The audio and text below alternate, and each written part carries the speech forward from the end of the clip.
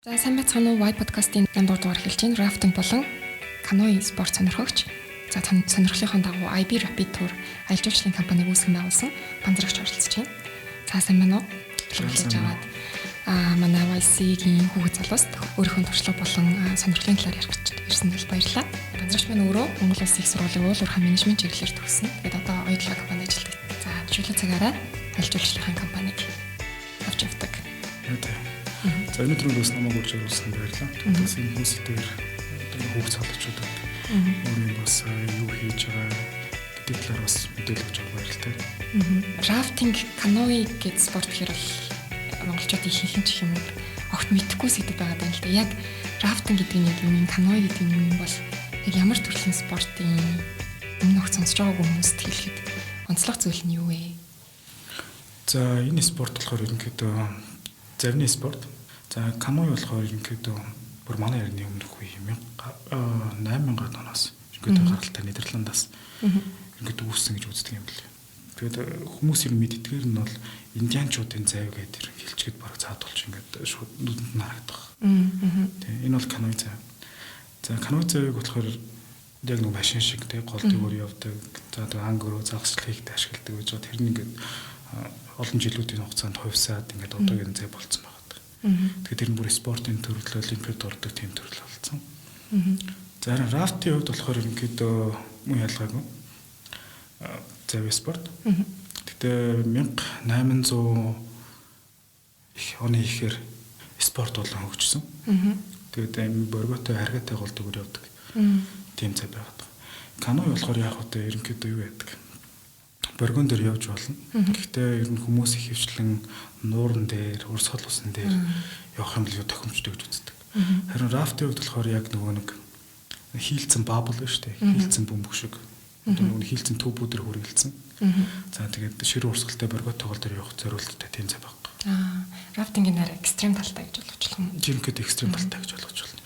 Ерөнхийдөө завийг бол дотор нь юу яагаад? Каноэ, рафтинг, каяк, катамаран гэдэг ерөнхийдөө нэг юм төрлийн төрлүүд байгаад байгаа. Тэгээ манай Монголд ерөнхийдөө бүгд байгаа. Бүгд хувьд ачуулан гэдэг аялал жуулчлалч гэсэн бүгд ашиглаж байгаа. Дэлхийд бол яг нэлээд дээр үеэс хөгжөөд хүмүүс нь мэдээд хичээлээд тэрнийхээ дагуу нэг аялал жуулчлалчдаа хөгжсөн эрэлттэй болсон салбар. Гэхдээ яг манай монголчуудын хувьд болохоор ерөнхийдөө шин зүйл гэж үзэж болно. Одоо манай Монголд бол хамгийн анхны компани бол 2006 онд үүсгэн байгуулагдсан гадаад захиралтай компаниуд. Тэгээд тэрнээс хойш ерөнхийдөө ингээм мерсер завь аяллууд зохиогдоод одоо ч гэсэн манай монголчууд бүгд туул дээр явж байгаа шүү дээ. Тийм ээ одоо мэдчихэж байгаа тийм. Бүгд морьтой тэгэл завьтай, рафт завьтай ингээд яваад байгаа тийм зүйл байгаад байгаа. Тэгэхээр энэ спорт одоо ерөнхийдөө хөгжиж эхэлж байгаа. Тэгэл хүмүүсийн чихэнд баг-багаар нь алдаалаа. Завь аялалч ямар гоё юм бэ гэдэг зүйлүүдийг хэрэгж байгаа юм. Завь аялал нэг даваа тал нь ингээл машин тэрэгтэй ингээл яваад чинь өмнө хин нэг ингээ кемплээд явцсан. За угаантай хүн бол хог аваа явждаг. Тэгээ зарим нэг нь хогоо үлдээсэн байдаг тий. Тэнгүүт каноэ юм уу завь аяллахаар ерөөс тэгдэг. Яагаад гэвэл бид нар машин хүрэхгүй газар усан замаар очдог. Тэнгүүт нэг ясандаа яг нөгөө байгалийн онгон тагшин сайхан зүйлүүдтэй очиход өмнө хинч кемплж байгаа газар. Тэгэл бүх юм одоо амар тийм фрэш вэ гэсэн үг байхгүй. Тэгээд мэдээж байгалийн тогтсон мэдээж машин очиод байгаа газар юм чинь. Мэдээж хүн амьтанч очдгоо те. Тэгэхээр илүү тийм чимээгүй амар амгалан. Тэгээд дээрэс нөгөө голын хүмүүс чинь гэдэг чинь голын чимээ сонсоо сайхан амраад юм байна гэдэг шүү дээ. Тэгэл яг аялал бол яг л тийм үр процесс явдаг. Сайхан голын чимээ сонсоод тэнцэнэ хоноглоо бол мэдээж бол нөгөө хог мөнгө хайж болохгүй л тэрийг бүгдийг нуураж авч яваад энэ дээр ачаад аваа явчихдаг. Жишээ нь одоо 7 хоногийн рафтингийн ч юм уу каноэ аялал байлаа гэж бодоход 7 өдрөө ингээд усан дээгүүр явна гэсэн юм уу? За мэдээж эхний болон сүүлийн өдөр бид нар нөгөө машинаар очих цаг дээр очино. Тэгээ манайх чинь бол энэ спорт хөгжөхөд манайх чинь нэлээд боломжтой орн баггүй. Бид нэр юу л байна, гол мөрөнгүүд байна, нуурууд байна тийм ээ. За би энэ дээр жишээ болгоо манай нэг маршрутыг ярьж. Тэгээд чинь бид нэр Булган аймгийн Орхон гол дээр маршруттай 7 хоногийн маршрут. Тэгвэл бид нэр эндээс Улаанбаатараас гараад Булган дээр очичдаг.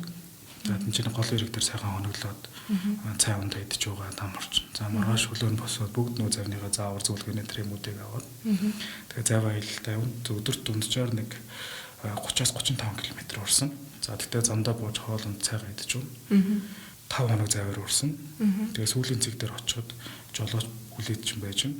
Тэгээ жолоочтой сугал буцаад дотор гэсэн үг.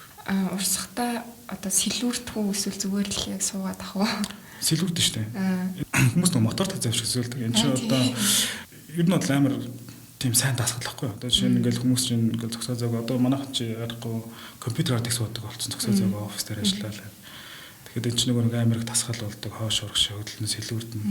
За яг ихний өдөр бол жоохон гар цуцаад байдаг гэж хүмүүс тэгдэг юм. Гэтэ хоёр дахь өдрөөс бүхэн болгоо ингээд темпэнд орчдөг байхгүй. Одоо чи ингээд алхажсэн чинь нэг ядардгүй өстэй зүгээр нормалаар л алхаж байгаа. Яг тэрэн шиг гар чи ингээд цуцгаа болчихно л гэсэн.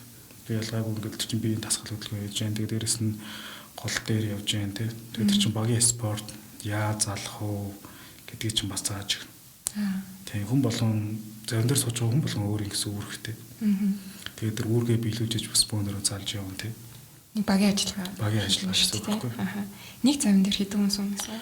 За канои завин дээр бол бид нэр юу яаж байгаа? 3 хүн сууж байгаа. 2-3 хүн сууж байгаа. Рафт дээр бол 6-8 хүн сууж байгаа. Хөвсгөл аймгийн Марлмаа гэдэг охноос ирсэн асуулт байгаа.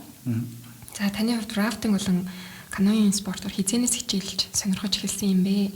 Энэ спортоор хичээлэхэд танд өгдөг хамгийн гоё мэдрэмж болон хамгийн сайхан үеийн талаар хуваалцаач гэсэн байна. За яг энэ спортоор би 2010 оноос хойш хичээлж байна. Одоо 12 дахь жилдээ. Хамгийн гоё зүйл нь одоо түрүү миний хальт дуртад өнгөрсөн тийм ээ. Нэг хүн очдгоо газар очдог тийм. Ингээ байгалийн сайханд за тийм мэдээж голын чимээ сонсоод тэгээ гол дээр юм гэдэг чи өөрөө ингээл давалгаан дээр ингээл бүүл хэлээд байгаа юм шиг л юм шүү дээ. Тэгээ тэр мэдрэмж аяг таалагддаг. За тэгээ дээрс нь би өөрөө жоохон экстрим юм сонирхолтой. За түрүүн хэлсэн рафт зэвгээд яриад байна шүү дээ. Ингээ борготой харгатай гол дээр явдаг. Одоо хүмүүс бүгд мэдэндээ ингээл мото аяллахын чи ингээл мото амар адреналин ялгаруулдаг. Ингээл тийм учраас би хичээлдэг тийм гэдэг. Одоо шүншгүрээр буудаг хүмүүс бол бас амар тэгжирдэг тийм. Тэгэхээр яг манай спорт бол яг ажиллах. Бид нар ингээ боргон дээр яваал тийм. Ингээл давлгаар ороод ингээл усан цохиулаад. За тэгээ нийгэм рүү орж чадахгүй шүү дээ. Тэгээ багаараа ингээд ажиллаад нөгөө төрөөрөө амжилттай ороод гардаг ч юм уу те. Энэ бүх зүйлүүд ч юм бол амар адреналин болдог. Ийм учраас тэрийг би авахын тулд энэ спортоор хичээлдэг. Тэр нь бас амар тийм ирчүүч одоо нэгсэндөө ингээл би бас өөр ажил хийж байна шүү дээ. Тийм ингээ уурхаан сайт дээр ажиллаж байна. Тэгмээд амарч байгаа үед энийг ингээд явах юм бол ингээд ямар ч илүү бод санах юм байхгүй. Толгой сэрэгчин тэгээд нэг тийм ирчүүч дүүрэн болчихдог байхгүй миний зүгээс харахаар. За тэгээд би анх ерөнхийдөө завын спортоор би 14 ингээд төгслөө. 11 дөрөв ингээд төгсөөд.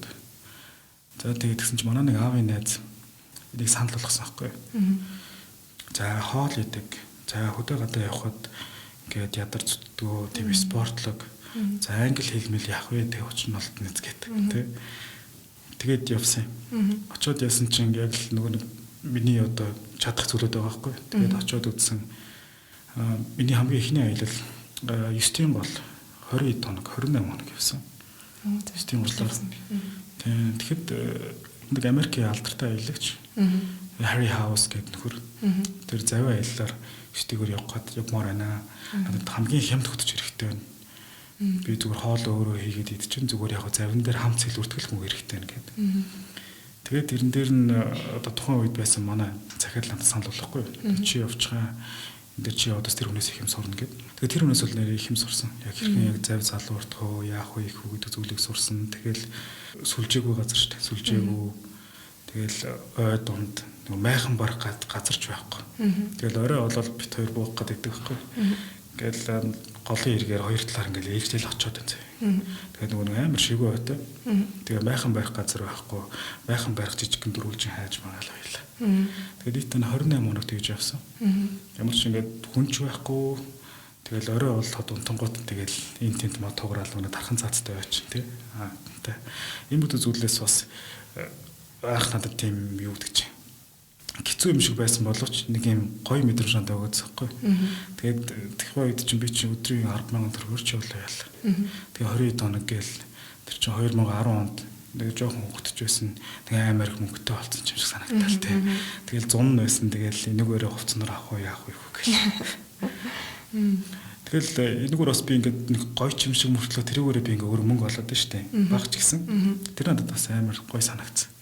Тэгэл энэ чинь урамшаал тэгээд өөрөө спортод дурлал дуртай болол тэгээд тэрүүгээрээ ингээд хөтчихгээл мөнгө олоод байгаа нь таалагдал. Тэгээд нөгөөх нь яваа явандаа гүнзгийрэл нөгөө нэг ээж аваасаа авдаг байсан мөнгүүд нь багасаал те. Би дагаад хэлсэн. Би дагаад хэлсэн. Сэлж чадахгүй жишээ. Уснаас айдаг. За тэгсэн мөрчлөө заван аяллаар явмаар байгаа бол сургалт энэ төр авд юм уу? Шууд явчих тийм үү? Миний аюулгүй байдлыг одоо яг яаж хангах вэ? За аюулгүй байдлыг чинь бид нэгт ингэж хангана. Ерөнхийдөө нөгөө хүмүүсээс асуудаг. Жуулчдаас ч юм уу чи хэр туршлагатай хүн бэ те. Хэр туршлагатай сэлж чадахгүй юу? Жишээ монголчууд бол те. Тэнгүүд бид нар нэгт тэр хүний аялах голыг санал болгодог. За энэ гол дээр явбал тийм боргоо харгаа байхгүй гэдэг зүйлийг ярьдаг. Дээрээс нь бид нэр хөтчөө ер нь нэлээд сайн бэлддэг. Манайх яг рафтинг спортоор 2017 онд дэлхийн аврагт орж исэн. Дэлхийн аврагт ороод тэндээс experience цуглуулж авсан. За тэгээд дээрээс нь манай хөтчүүд гэд үцхэд Монголд бид нэг 10 гаруй гол дээр зарим дээр нь маршруттай, зарим дээр нь яг өөрсдөө аялах зорилгоор шинэ зүйл нэг зорилгоор ингэж явж ирсэн туршлагатай. За тэгээд дээрээс нь хэрхэн хүнийг яаж аврах вэ? Уснаас хүн яаж гаргах вэ? Хэрхэн яаж сэлүүрдэх вэ? Дөнгөж ус руу унсан хүн яаж паниктдаг вэ гэдэг бүх зүйлүүдийг өөрөө биеэр ингээд мэдрээд үтцэн. Тэгээд бас хүн аварж исэн кейсүүд ч гэсэн байгаад байгаа байхгүй. Тэгмүүд мэдээд бид нар тэр хүнийг шууд гаргахгүй тийм завин дээр за окей чи шууд суу гэхгүй бид нар бүх заавар зөвлөгөөг өгнө. Хэрхэн яаж сэлүүрдэх вэ? Хэрвээ завнаасаа унчих юм бол ямар тохио өгөх вэ? Тийм ямар тохио өгөх вэ? За аврах хос шийдлээ шүү дээ бид нар. Тэгмүүд аврах хосноос барьчаа чи яах ёстой вэ? Гэдэг бүх заавар зөвлөгөөг өгнө. Тэгээд дээрэс нь хөтчийн удирдлагын дээр явна. Завийг хөтч заална. Чи зүгээр тэр хүнд сэлүүрдэх буюу спорт үзүүлнэ. 10 гаруй гол дээр явдаг гэж байгаа шүү дээ. Жишээ нь ямар гол ах вэ? За маршруттай голох юм бол бид нэр туул гол дээр байна. Туул гол дээр бид нэр 1-3 хоногийн аялал явуулж байгаа. Орхон гол дээр байна.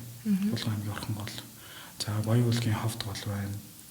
За Хөвсгөлийн игийн гол байна. Чулуут байна, Суман байна. За Ерөө 9 байна. За тэгээ Сэлэнг байна. Игийн гол байна. За яшаа Хэрлэн байна.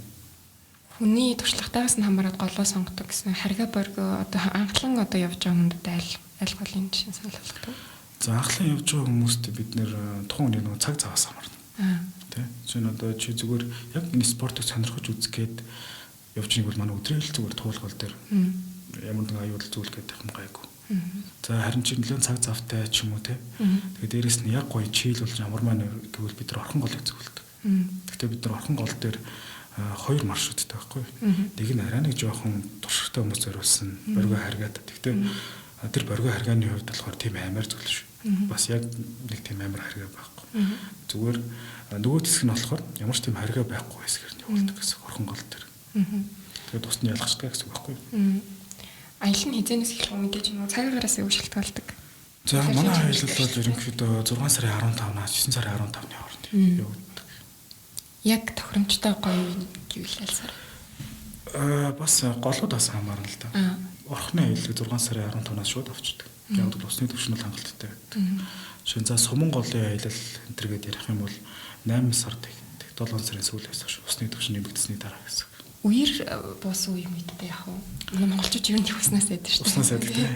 Ерөнхийдөө бас наадах чинь нэг гэсэндээ манай хүмүүсийн хана гэж хэлж байна. Үертэй байх тусмаа ерөнхийдөө ил үе хялбар явдаг цаа өөрөө. Тийм үү. За би хялбар явдаг. Тэгэхээр дээрэс нь яг ингэж адар нэлийн сонирхсан хүмүүст бол энэ өөрөө тийм маш гоё. Одоо байдаг хгүй. Тэгээд хүмүүс чинь үертэй ингээд амар байна л гэдэг. Тэрнээс чинь зүгээр урсгалын хүртэл жоо нэмэгдчихэж байгаа байхгүй. Төвшин жоохон өндөрлөд урсгалын хүртэл нэмэгдчихэж байгаа. Тэрнээс биш яг голын үндсэн нөгөө нэг боргоо харгаа бол яг л хэвэндэл байна. Яг жоохон өндөр давлгаатай буусан байгааг л үгүйсэг. Яг энэ спортыг сонирхдаг хүмүүс бол үертэй байцсан гоё гэж ярьдаг. Манайхан бол өөрсдөө илүү гоё гэж ярьдаг. Танай аялал жуулчлалын компани түрүү асуух амарсан байна. Зөвхөн гадныхаа авдаг дотоод жуулчдаас авдаг тийм ээ. Тэгээд дотоод жуулчд бид нар авч байгаа. Гадныхныг авъя гэдэг зорилготой байгуулагдчихсан. Гэхдээ энэ спорт чинь бас манай Монголд хөгжих шаардлагатай шүү дээ. Тэгээд бид нэр тэрийг бас хөгжүүлэхийн тулд дотоодын аяллуудаа нэлээд төлөв боловсруулад өрийн саналуудын ч гэсэн хямдруулад тэгээд үйл ажиллагаа явуулж байгаа. Хүүхдүүдэд зориулсан бас тийм тусгай аялал хүртэл гаргаж ирсэн гэдэг чийсэн шүү дээ. Хүүхдүүдэд зориулсан үйл ажиллагаа бол яг хэрэгжүүлж эхлэхгээл байгаа. Гэтэ тухайн үед бол би компани байгуулаг байсан. Өөр нэг герман захиралтай бас юм завны компани Монгол байдаг хгүй. Тэнд ажиллаж байсан. Тэгээд Тэгж яхад Сингапураас надад юу ирж ирсэн л та. Нэг middle school дунд сургуулиас. За 5 багштай, 5 гадаад хөтөчтэй 20 гаруй дүр дунд сургуулийн хөтөд ирж ирсэн байхгүй. Тэгээд бид нэр манай компаниг завын савлгаа хийгээд тэгээд орхон гол дээр аялал зохион байгуулж ирсэн. Тэгээд тэндээс юу харсан бэ гэсэн чинь үүдч амар хөөрхөн. Тэгээд 5 хүүхдийн дунд ингээд нэг тогоо шанан өгчдөг. Тэгээд 20 дэх хүүхд чинь 5 групп болоод хуваагдчихдаг. Тэгээд орой бүгд завнаасаа буугаад хоолондоо идэж угаал зэрэг хийгээл бөөнөрөө нэг нэгэ туслал. За тэгэл гал төлөө сайхан тэ гой хийстори түүхүүд яриад. За тэгээ бүх хөтчнөр нь байгаад тэгээ хүүхдүүд нь тусдаа ингээ завтайгаа байгаад байгаа шүү дээ. Давхар хөтчүүд нь манай талын хөтчүүд ч байна. Тэр Сингапур талын хөтчүүд ч байна. Дээрээс нь бид нар аюулгүй ажиллагаа талын зөвлөгөөдийг нь маш сайн ярьжсэн тэрэн дээр. За хэрхэн яаж сэлэх үү гэдгээс нь авахгүйла хэрхэн яаж уус шийдэх үү. Яаж явах вэ? Хэрвээ услан унчих юм бол ямар арга хэмжээ авах вэ? Паниктсан тохиолдолд яах вэ гэдэг ч юм уу те. Бүх зүйлүүдийг яриад хагас скаут маягаар явуулчихсан байхгүй. Тэгэд энэний дагуу бид нар бас яагаад ингэж Монголд ийм үйл ажиллагаа явуулж болдгүй юм бэ гэд манайх өөрсдөө санаачлаад маршрут боловсруулсан. Орхон гол дээр. Яг ижил бүтцтэй. Гэхдээ ерөнхийдөө бас аргачлалын хувьд арай өөр. Тэгээд боловсруулж хахад нэг асуудалтай зүйлүүд нь юу байсан бэ гэхээр манай монголч нөгөө нэг яг усаа аялалч зөвхөн зуны үйлрэл зохион байгуулах боломжтой 6 сарын 15-наас 9 сарын 15 гэдэг. Тэнгүүт сургууль соёлууд хүүхдүүдийн сургууль амарчж байна. Уг нь бол бидний хувьд ингэж утсан зүйл нь юу вэ гэхээр сургуультай хамтраад хийвэл бас хариу зүгээр юм байна да гэж бодсон. Өвчнө ингээ байхгүй болчихж шүү дээ. За тэнгүүт дээрэс нь манай монголчуудын нөгөө нэг хардаг өнцг нь юу вэ гэхээр яг мэдгүй учраас тэгж л байх л та. Тэгэхээр нөгөө ус гэдэг зүйл чинь өөрөө аюултай. Одоо сэлж чадахгүй уснаас хол одоо нөгөө шагаагаар татсан усанд ороод ер нь хүн живчтэй шүү гэдэг. Ерөнхийдөө тиймэрдүү бодол маст нь байдаг штэ. Тэгэхээр иймэрдүү зүйлүүд нөгөө нэг хүүхдүүдэд юм сургацч гэдэг юм уу те. Зүйлээс зарим нэг тохиолдолд ингээ хам болоод байдаг зүйлүүд бас нэрт харагдсан байхгүй. Тэг яг бид нар энийг ер нь зогсоогоогүй. Бэлдсэн юмуд маань байгаа. Гэтэ хамгийн гол нь бид нар нөгөө хүүхдүүдэд олж явах хэрэгтэй шүү дээ. Тийм.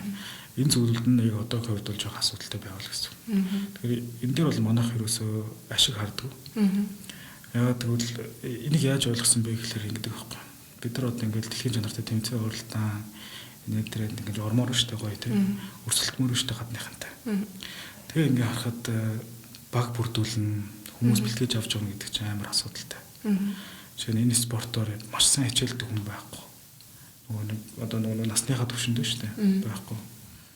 Тэгээд нөгөө нэг тэр хүмүүс нь ч гэсэн өөрсдөө дөнгөж анхан суралцаал ингээл байгуу ахаал явж байгаа хүмүүс байгаа байхгүй. Тэгэхээр нэг мессеж нь юу гэхээр бид нар энэ зүйлүүдийг энэ спортыг хүүхдүүдэд зааж багаас нь дэш нь явуулах хэрэгтэй байна. Тэгэхгүй бол одоо ингээл нас бие төрсэн 20 эдтэй 30 эдтэй хүмүүст ингээл 1000 заагаад бас тийм амар сайн ойлгохгүй. Тэгээд тэр хүмүүсийн чинь нөгөө нэг цаг заагаад боломж бүрэлдэхүүн бас бүрдэхгүй тиймэрхүү асуудлууд байгаад байдаг. Тэгэхээр аль болох бид нэр хүүхдүүдэд авч явъя. Энэ дээр угаасаа ашиг хараад ч яах вэ гэдэг зүйлүүдийг гэдэг манай компани бол баримтлаад явж байгаа.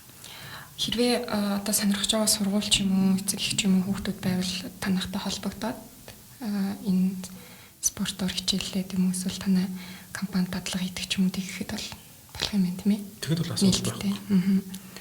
Түрүүн өөрөө ярьжсэн энэ спортыг рафтинг болон каноийн спортыг Монголд илрүүлэх гээд хичээж байна гэд яг тийм идэвхтэй хичээлдэг хэдэн хүн байд юм бол за манайх юу яаж холбоо гэж байдаг уу? Mongolia Rafting Federation гэдэг Mongolia Rafting холбоо гэж байгаа 2014 онд байгуулагдсан. Тийм холбоо байгаа. Тэгээд одоо сэтгүүтэй үйл ажиллагаа бид нэр явуулж байгаа. Тэгээд тэр холбоо маань болохоор яг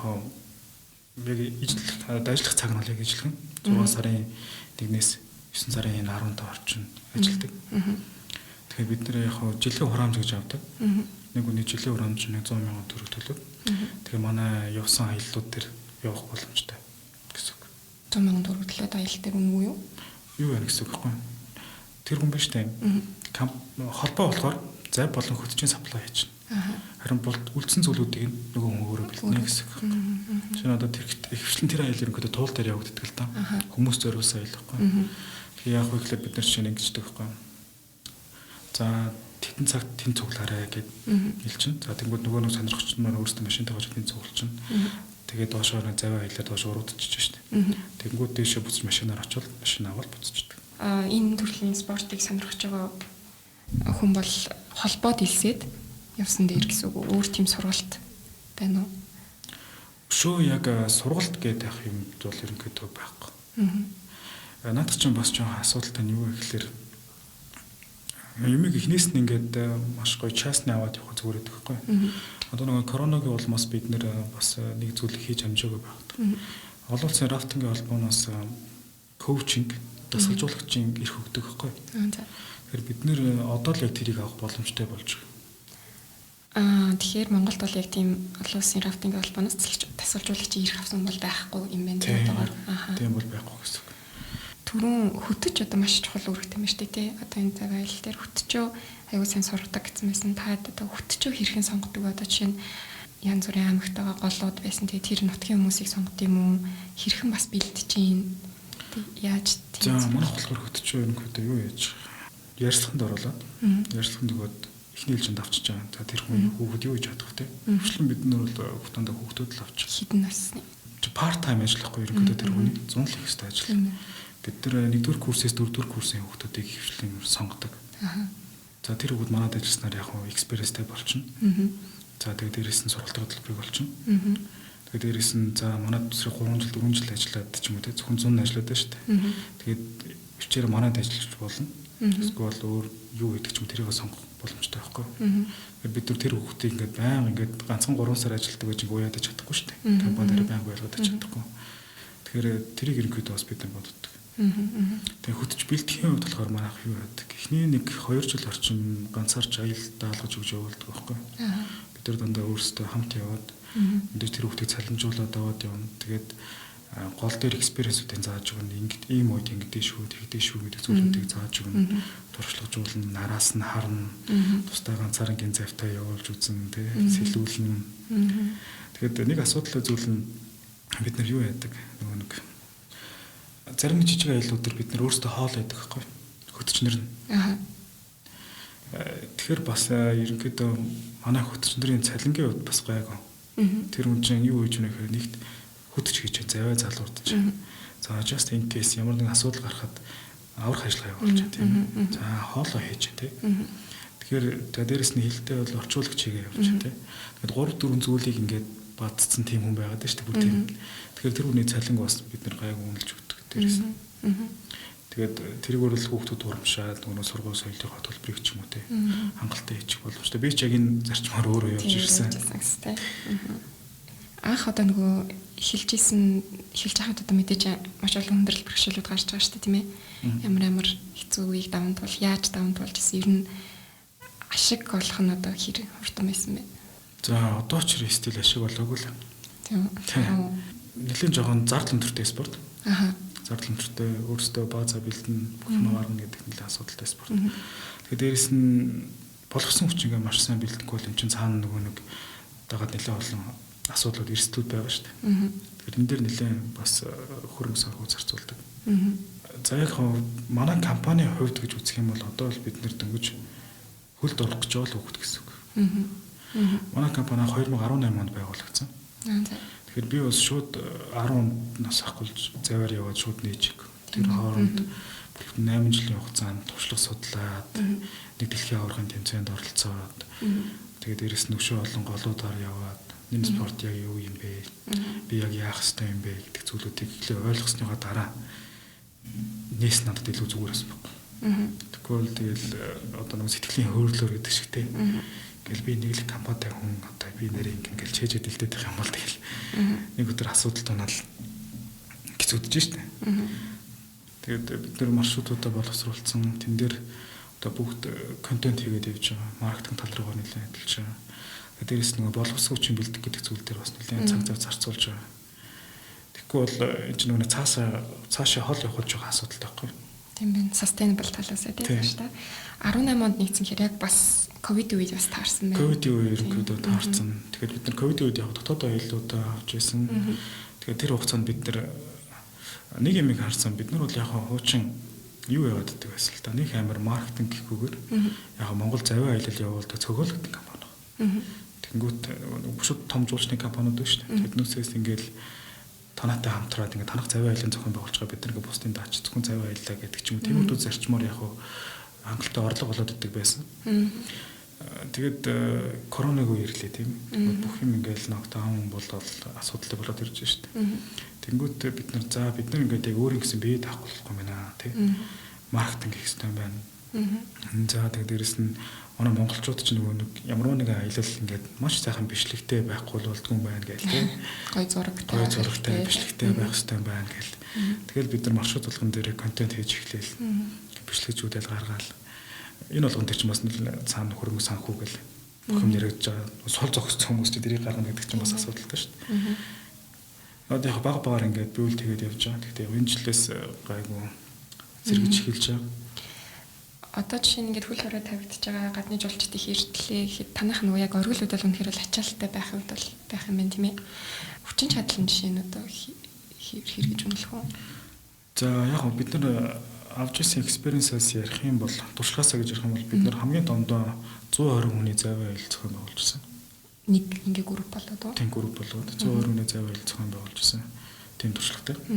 Тэр бүх завийн хөтөлбөрүүдийг гаргаад явж ирсэн. За тэгээд хамгийн олон хоног завин аялал хийсэн хэм бол 42 хоног завин аялал хийсэн. Хөвсгөл нураас байгаль нуур хүртэл. Оо тийм үү. Наач маш сонирхолтой маршрут шүү дээ. Хөвсгөл нураас байгаль нуур хүртэл завин аялал хийжсэн. Тэгэхээр ерөнхийдөө бол манай нөөц бололцоог хувьд ерөнхийдөө гайгүй боломж юм. Одоо бид нар тулгамдж байгаа асуудал нөгөө хүний нөөцийн бодлого.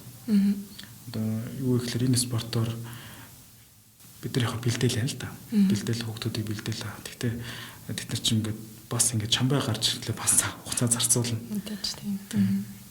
Аль салбарт үсэн хүний нөөцийн асуудал хамгийн том асуудал гэдэг тийм. Мэдээж одоо бүх юм л эхлэхдээ хэцүү байдаг. Анхнаас нөгөө суурийн зөв тавьчихвал цааш та. Тэгээ анхнаас нь суурийн зөв тавьчихвал ерөнхийдөө асуудал байхгүй гэдэг учраас л ингээл нэхухор ингээл бичээл бид нар чинь.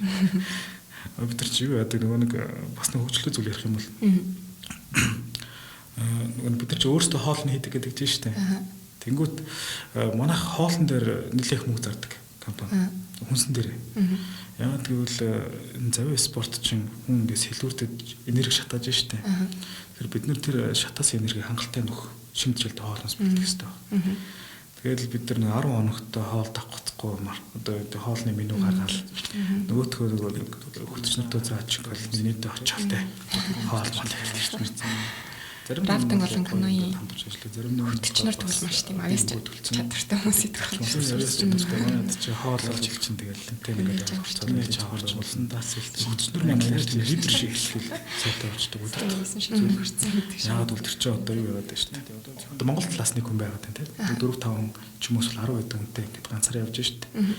За тэнгуү жолооч яах вэ гэхэлэр жолооч эхлэгцэг дээр аваач чинь. Зарим нэг газар машин тэгээ уулзах чадахгүй энэ тохиолдол байна шүү дээ. Бид нар ингээл хавцалтан дор явах юм бол машин очиж чадахгүй шүү дээ. Тэгэхээр тийм үед байна. Тэнгүүт одоо чи мэдээ сүлжээгүй газар байгаа тийм.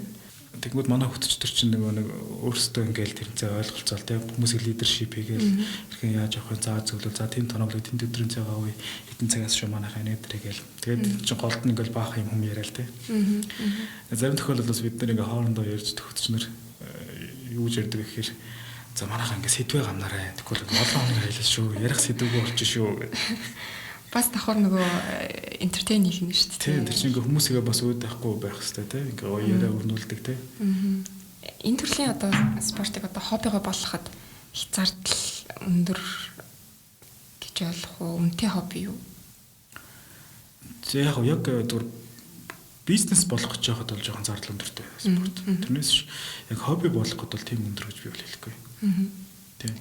Зүгээр манай холбоонд бүртгүүлээд явчих чинь. За тэнгүүт туулын аяллууд дээр явж штэ тийм. Туулын аяллууд дээр яваад за тэн дээр очиод юм сураад авчин тэгээд гой хүмүүстэй танилцчин тийм. Чи зүгээр өөрөө хоолой бэлдээл машинтаа явуулах чад болж байгаа юм. Тэгээд бусдын холбоог бүгд нь гаргачихсан штэ. Туулын аялал жишээ нь өдрийн аялал нь хийдэг хүн. Үүний хувьд янз бүр байна.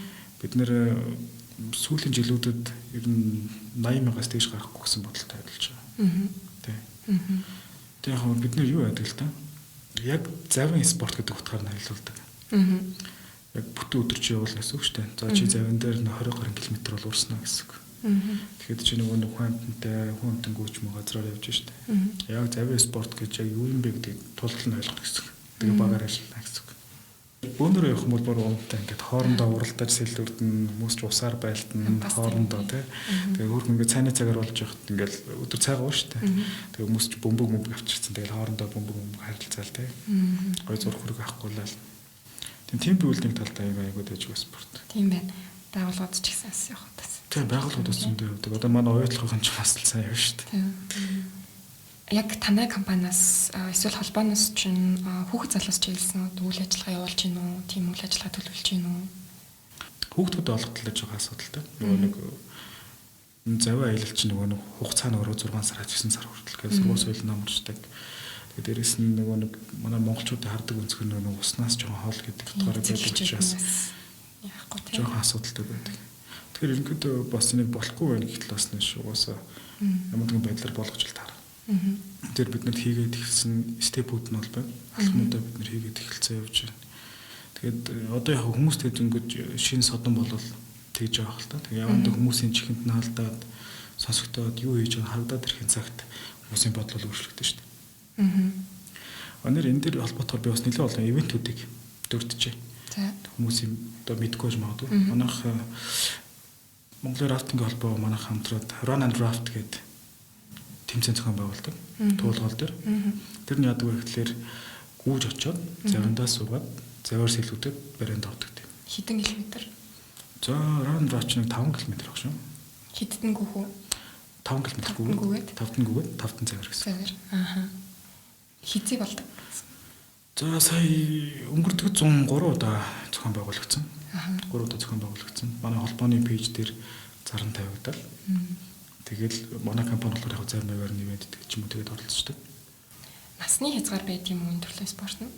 Нас хүүс харгалзах уу? Нас хүүс бол харгалзахгүй. Одоо шинэ сая манай орхон голын аялалд 60-д настай хөш явсан.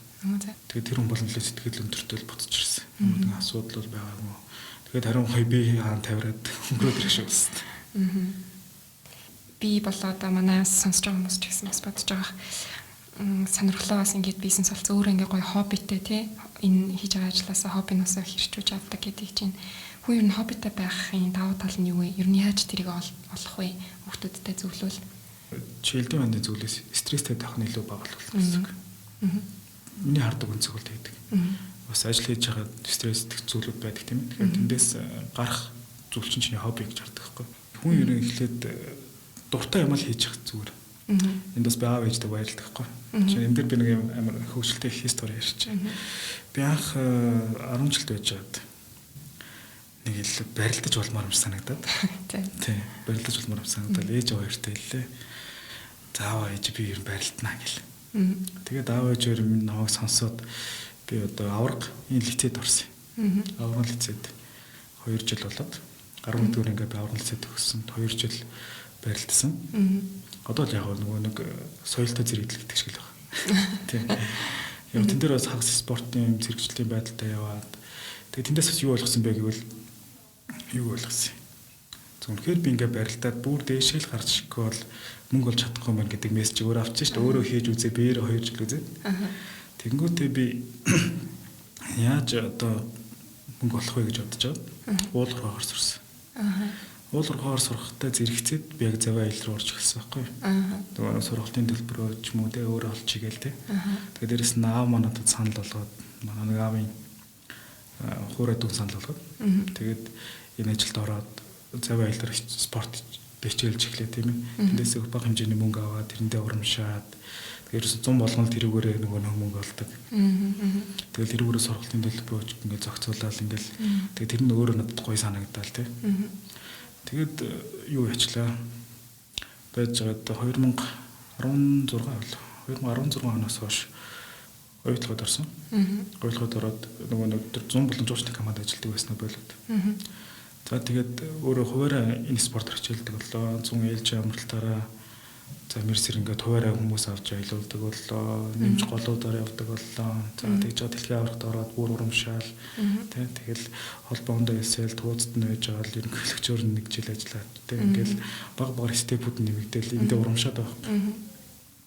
Тэгж чад би нэг 2018 онд 17 оны сүүлээр юм байна. Нэлээд гайгүй юм байсан байхгүй энэ салбараасаа. Тэгээд тэрэн дээр урамшаад надад бодогдсон зүйл нь юу гэхээр би өмнө нэг гадаадын хөрөнгө оруулалтын компанид ажилладаг гэж бод. Яг энэ чиглэлээр.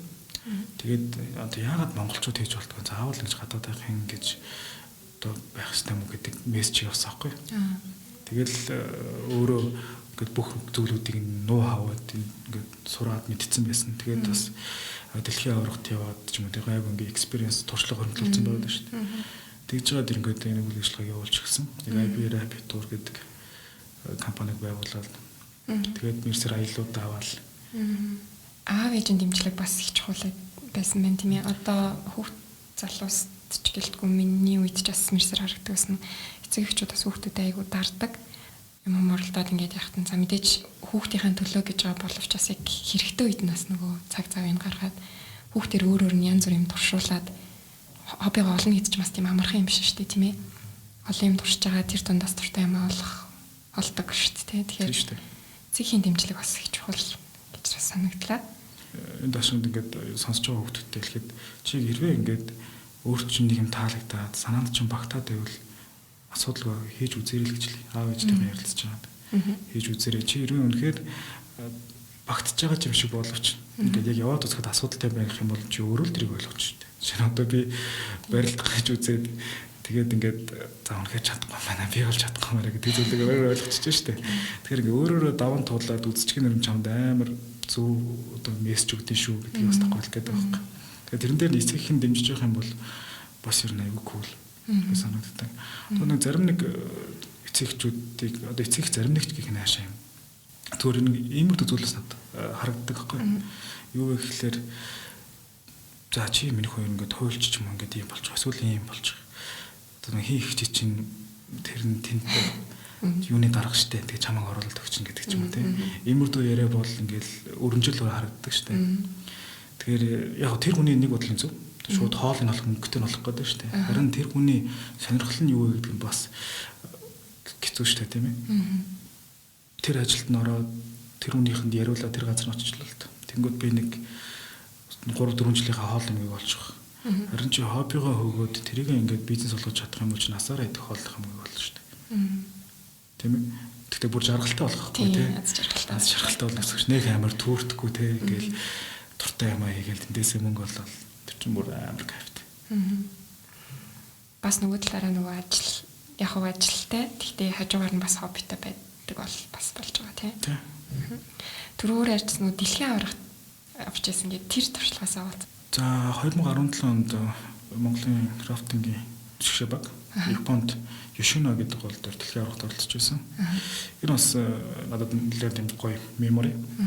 Тэгээд тэн дээр ер нь яг энэ спорт дэлхийд яаж хөгжсөн бэ гэдэг зүйлийг би бол амар ойлгож авсан байхгүй. Монголоос хэдүүлээсэн. Монголоос нэг л баг орсон. 6 он. 6 он нэг баг орсон. Дэлхийд анхад орж байгаа байхгүй 2017 онд.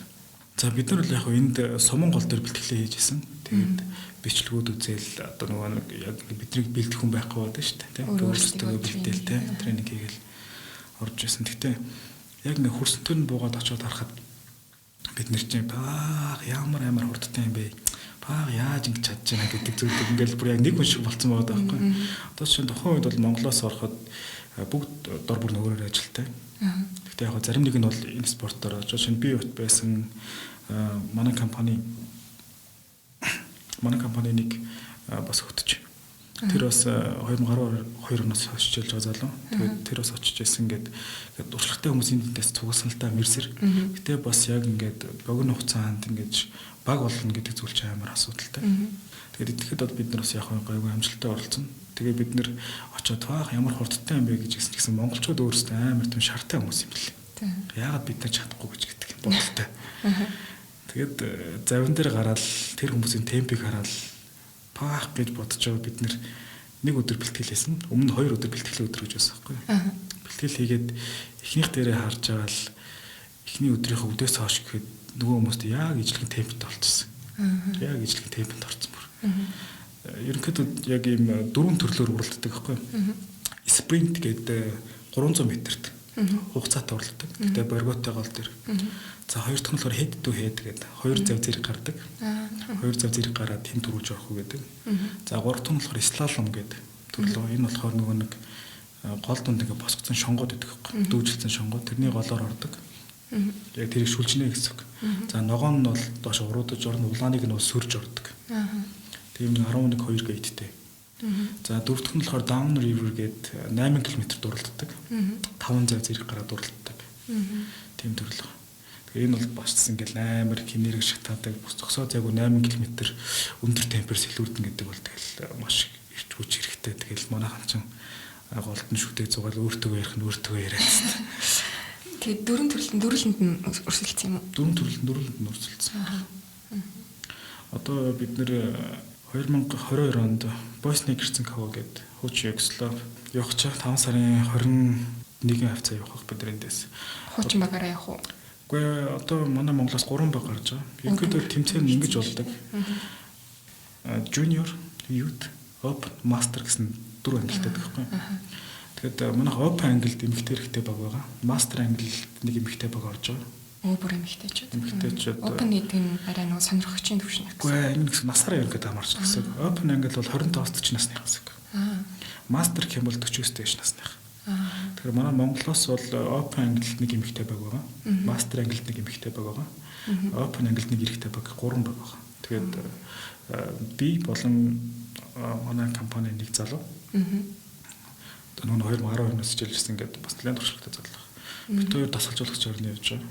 Одоо тэгээд бид нар одоо бэлтгэлүүдээ хийгээд ингээд нэлээд зам муутай нөгөөдөө бас шахаал ингээл ажиллаад одоо бас нэг юм дуулгач гэсэн ингээл тэгэл байж байгаа. Энэ чиглэлийн спортоор сайн улс орны юу? Одоо миний бодоход за Монгол бол нөгөө цаг ураас хамаараад байн бэлтгэлтэй авах хэцүү шүү дээ тийм ээ. Арай тийм дулаан орных нь мундаг байдгүй. Аль бэлтгэлийг хугацаа нь багч гэдэг боловч бас яг очиж харахаар энэ хувийн бэлтгэлээсээ л хамаарна. Их баг болжсноос гэдэг л хамаардаг. Тэрнэхдээ сайн орон гэх юм бол Бразил бол сайн орон. Бразил, Аргентин, Япон бас сайн орон. Сайн өрсөлдөг.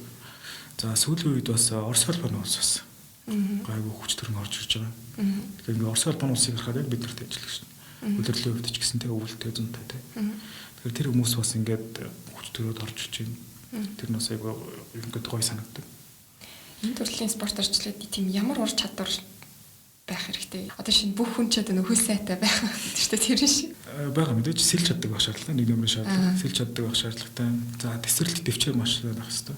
За чи ингээд борготой гол дээгүүр те 8 км уралдана гэдэг чинь чам тесрэл дэвчээр маш сайн байх шаардлагатай гэсэн үг шүү дээ. За тэгээ богино хугацаанд маш хурдан тесрэлдэг байх шаардлагатай. Хурд хүчний хувьд. За тэгээ дээрэс нь энэ үндсэн шаардлагууд нь.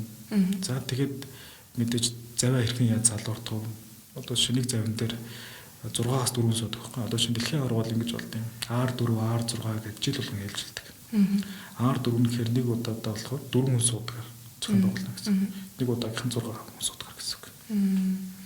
Тэгэхээр хүн болгон өөр өөр юм үүрэгтэй. Тэ хүн бол өөр өөр үүрэгтэй. Нэг нь арай өөр төрлийн зүйл хийж яхад нөгөөх нь тэрэн дээр спорт өгөх зүйл хийж нөгөө завь нуур хөшөлдөг тийм зүйлүүд. Тэгэхээр багийн спорт тэгээ тэрийг маш сайн сурах хэрэгтэй. Тэрээс нөгөө хүчний бэлтгэлүүд тэсвэр төвчээрийн хурдны тэгээ маш сайн сэлгэждэг шаардлагатай. Энэ төрлийн спорттой холбоотой мөрөөдөл байдгүй жишээ нь уулчид бол одоо Эверестт гарах юмсан ч юм уу нэг тийм байд шүү дээ. За миний мөрөөдөл амар том шүү дээ. Зүгээр шүү. Амар том. Гэхдээ би ер нь мөрөөдөх амар туртай. Мөрөөдөх амар туртай. Би чинь тэгээд бас яг хувь хүний характер нь жоохон тийм шиг. Заримдаа ингээл шүн унтах явтаж байгаа ч юм бодсон шүү дээ. Ингээд заримдаа бүр ингээд босчрээ бичээд ав марч юм шиг те бүр яг нэг тиймэрдүү төрлийн байхгүй өөрөө хүн. Тэгээд ингээд амар их боддог. Тэгээ миний мөрөөдөл болохоор Монголд усан парк барих мөрөөдөлтэй. Гэтэ бүр ингээд жилийн 4 улирал ажилладаг те ингээд тийм байлгахыг хүсдэг. Одоо шинэ битүү гэсэн үг шүү дээ. Тэгээд тэр чинь асар том байгууламж болно. Тэгээд дээрэс нь тэр усан зам нь багтаал 2-3 км урсдаг байхгүй болохгүй шүү дээ. Тэгэхээр ийм зүйлийг барьна гэдэг бол амар том маш их хөрөнгө шаарддаг зүйл. Тэгэхээр одоо миний нас хүрдэгд бол энийг барихын тулд явна та. Сайхан мөрөөдөл юм. Тий. Мөрөдлөө заавал биелүүлээрэй. Танайхыг сонирхож байгаа өөртөө ч холбогдоод энэ төрлийн спортын талаар мэдээлэл авъя гэж байгаа хүүхд залуус хүмүүс яаж холбогдох вэ? манай компани пэйж үзсэн. Манай компани пэйж үзсэн. Эсвэл зүгээр Gmail ч юм тэрүүгээр холбогдсон ч болж байгаа. Эсвэл бас манай холбоо байгаа. Холбоороо холбогдох бас болж байгаа. Холбооны пэйж үзсэн бас байгаа. Өсвөр насны өөртөө өгөх зөвлөгөө юу вэ? Наа чи ямар гоё хэлсэлтэй. Ер нь залхуурахгүй л бай гэж өөртөө хэлэх байсан баг та. Жохон залхуураад идэв. Жохон залхуураад идэг байсан тал байгаа. Одоо ч гэсэн бас юм бас жохон тийм талтай. Шинэ одоо би ингээд урд ажил дээр ингээд зөксөө цагөө компьютер дээр юм бичиж штэ тийм компьютер дээр юм бичиж. Тэнгүүт ингээд гэртээ ирэхээр бас ингээд л хувийн ажлынхаа юм хийхлээр бас хаяа ингээд тэг жоох лазан тахуй байдаг. Тэгэл тэрийг бас гайгүй ингээд сүүлийн зохицуулдаг болчиход байгаа. Яг өсвөр насн дээрээ бол бас яг тийм байгааг байхгүй. Тийм тэгэхээр бага залхуурдаг байгаас л гэж бодож байна. Өсвөр наснда яг тэр нэг өөрийгөө хөгжүүлэх тэр залуу цагтаа өөрийгөө саншихад ачаалтайгаа сурчих юм бол хожим бас хэрэгтэй байх тий. Хожим бас хэрэгтэй. Ер нь юу ч хамаагүй сурж исэн зүгээр. Хүн ингээд олон зүйл мэдлээ гэд чамд өөрчлөл хэрэгтэй. Тэг ингээд чи хоол идэг чинь хоол идэг байлаа шүү дээ. Хоол идэг байлаа гэд утгад л тэгэл мэдээж ихнэр хүүхд чинь ажилдаа төрөлтөд сургуультай явсан байгаа. Тэгэл хоол өөрөө хийгээд чинь хүн сайхан дайлж чинь тэгэл хэлний мэдлэгтэй байх маш сайн хэрэгтэй. Одоо хүн болгоо хэлтэй бол хөлтэй гэдэг шиг. Би анх 9-ийн голоор явж ирсэн гэдэг ярьсан шүү дээ. Тэгэхэд миний англи хэл бол ер нь нэлээд асуудалтай байсан байхгүй. Нэлээд асуудалтай. Ер нь түг тагтав. Тэгээд би нэг Америк нөхөртөө хойлохнаа яж байгаа нэг майханд ингээд хорийг тончиж штэ. Тэ. Нөгөө нөхөр нэг славртай, би бас нэг славртай тэгээд хойлоо. Тэгэл тохиол яриалдаг, хойлоо хоолндоо яадаг тэ. Хэл сурах гэж бодож байвал ер нь бити ичиж байгаарай л гэдэг зүйл. Тэгэл чи яг хүчээр сурчиж байгаа байхгүй юу? Яагаад гэвэл хэл муутай, тэгээд гадаад жуулчтай явчихж штэ. Тэгээд чаас нөгөө нэг бусад скиллүүд нь л энэ ажил таарчилаа юм л да тий. Би ч нөгөө нэг сүлжээгүй газар хүн амтэн жаахгүй тэгэл нөгөө хэдтэй чи ганцаар үлдчихэж штэ. Тэгээд яаж ч тэр хүмүүст ярих шаардлагатай тийм. Тэгэхээр ингээл өөрийгөө шахаал дөрөв нь бурууч гэсэнтэй ингээл махчлаад ч юм ингээл яриад идэг байсан л та. Болгоол идэг гэсэн. Тэгэл тэн дээрээсээ ингээл бага багаар нь дөрмөө сайжруулаад үгээр нь зэвжлээ тий. Би сурч ирсэн. Манай подкастт хүрэлцээрээ сонирхолтой яриа өрнөсөнд баярлалаа. Цаашдын ажил амьдрал амжилт хүсье. Баярлалаа. Тав ч гэсэн ажил төрөлтөнд амжилт хүсье. Тэг намайг урьж оруулснаас баярлалаа. Энэ сэдвээр бас ингэж ярьснаас баярлалаа. Тэгэх байх. Сонирхолтой сэдв. Нэлээд олон түрээсэй гэж хүсэж байна. За дараагийн дугаараар ирж уулзцгаая. Баяр таа.